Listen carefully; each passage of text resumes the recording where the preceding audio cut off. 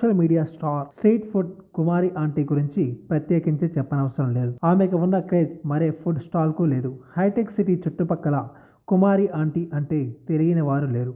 ఆమె shop address అడిగితే చెప్పని వారు ఉండరు. జనం మధ్యలో మంచి స్థానాన్ని సంపాదించి ఫుడ్ కోర్టును రన్ చేస్తుంది. ఈ క్రమంలోనే కుమారి ఆంటీపై హైదరాబాద్ పోలీసులు కేసు నమోదు చేశారు.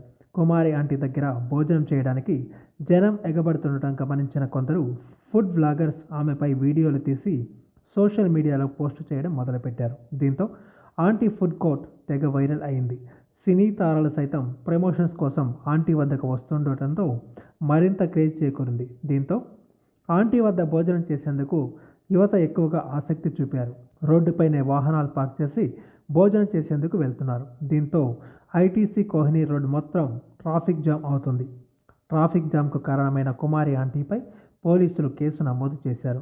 పోలీసులు తన స్ట్రీట్ ఫుడ్ బిజినెస్ క్లోజ్ చేయడంతో కుమారి ఆంటీ కన్నీరు మున్నీరు అయ్యారు. మీడియా వల్లే నాకు ఇంత పేరొచ్చింది, ఇప్పుడు కూడా మీడియానే తనకు న్యాయం చేయాలని కోరారు.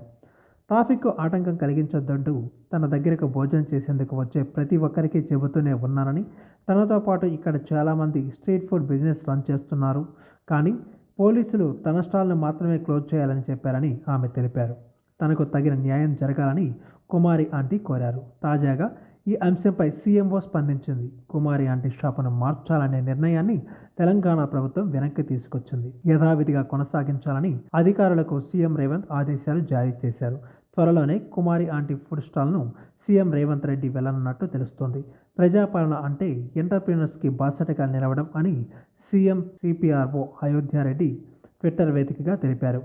రేవంత్ నిర్ణయం పట్ల కుమారి ఆంటీ హర్షం వ్యక్తం చేశారు. అయితే రేవంత్ నిర్ణయాన్ని వైసీపీ సోషల్ మీడియా తమ ఘనతగా చెబుతుంది. తాము స్పందించడం వల్లే రేవంత్ దిగివచ్చారని అంటుంది. అయితే రేవంత్ మానవతా దృక్పథంతో ఓ మహిళకు చేయూతనిచ్చారని కాంగ్రెస్ అంటోంది. ఈ వీడియో మీకు నచ్చినట్టయితే లైక్ చేయండి, షేర్ చేయండి, కమెంట్ చేయండి, సబ్స్క్రైబ్ చేయండి.